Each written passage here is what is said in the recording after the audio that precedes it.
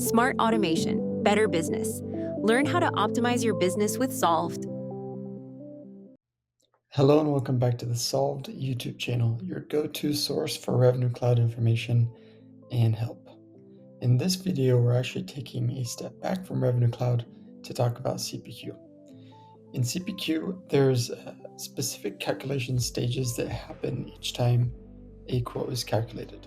And understanding that is very critical to knowing what issues could arise from your price rules that you're creating, when to create an on before calculate versus an on calculate versus an after calculate price rule, and many, many more. So check out this video, keep watching if you want to understand more about the CPQ calculation process, when things happen, and the order in which they happen.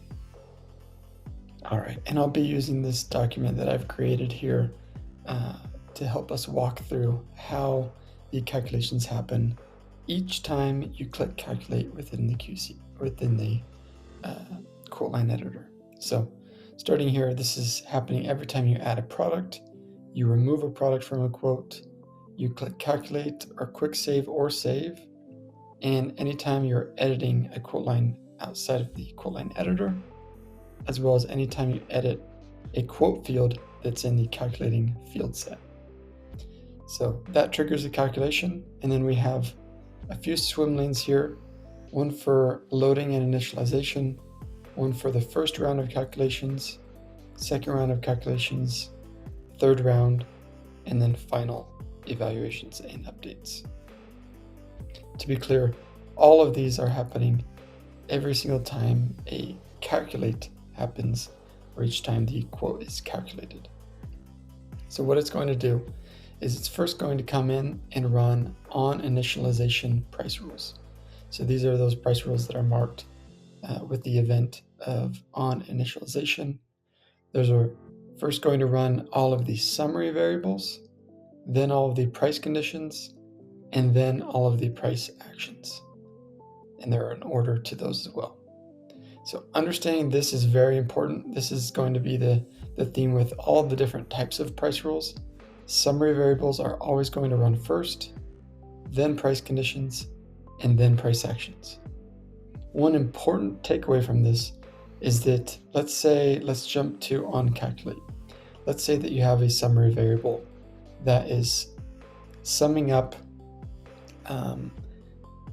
a specific field, and that field is getting set in another price rule that's also running on calculate.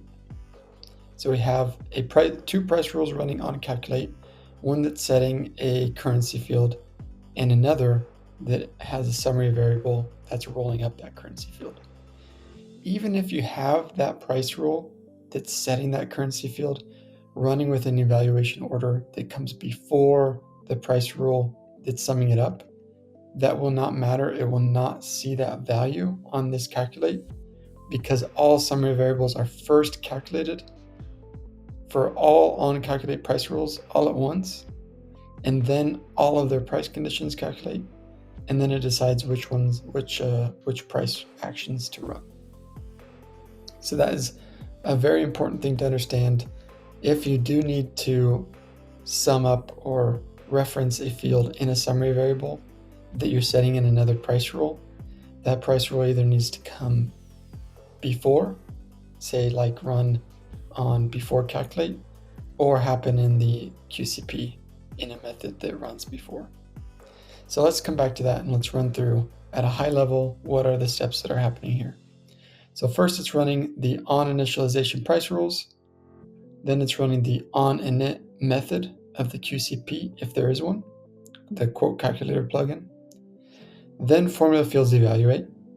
So important call out there is you cannot reference any formula fields in the on initialization price rules, or else it won't be able to get their values because they haven't evaluated yet. So formula fields will evaluate on the quote and quote lines, and then before calculate price rules will run. Then the on before calculate method of the quote calculator plugin. Quantities will then be calculated, and then the on before price rules method. after which the on calculate price rules will run, and the on after price rules method will run. After that, the price waterfall and the prorate multiplier are calculated. This is something that I've seen a lot of people run into, where they're trying to reference the prorate multiplier or other price waterfall fields in the on calculate price rules. You have to realize that those have not been set yet. So if this is the first calculation, then those price rules will not be able to reference the prorate multiplier. This typically leads to people needing to calculate multiple times. So if you want to avoid that, make sure that any price rules that reference the prorate multiplier or other pricing waterfall fields run after calculate, since that will run after those fields have been set by CPQ.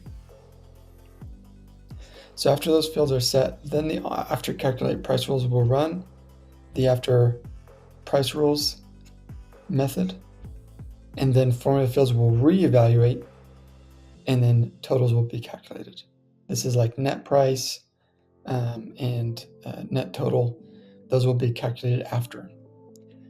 Another call out there, and this is just some of the things that you can infer from this order of operations, is if you have a price rule that's, let's say you're setting list price based on another product's net price in a price rule, that's going to require two calculates, because the net price is not going to get calculated until the very end.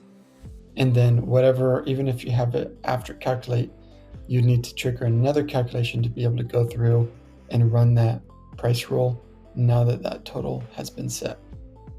So that's one of the other callouts there. With formula fields, another thing that people will run into is that formula fields will evaluate before calculate, and then maybe you're trying to set some fields on calculate that you want to, that are referenced in formula fields.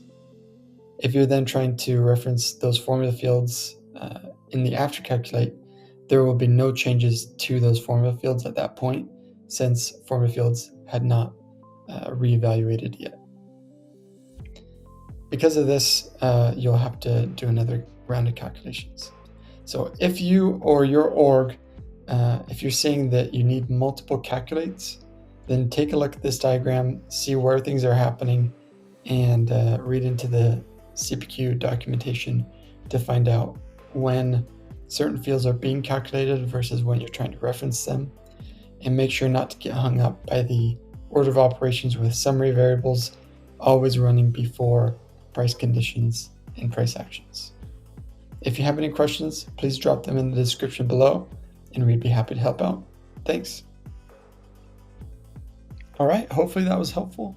Like and subscribe, leave a comment below if you have any more questions, and we'll make sure to get back very quickly to you answering your question.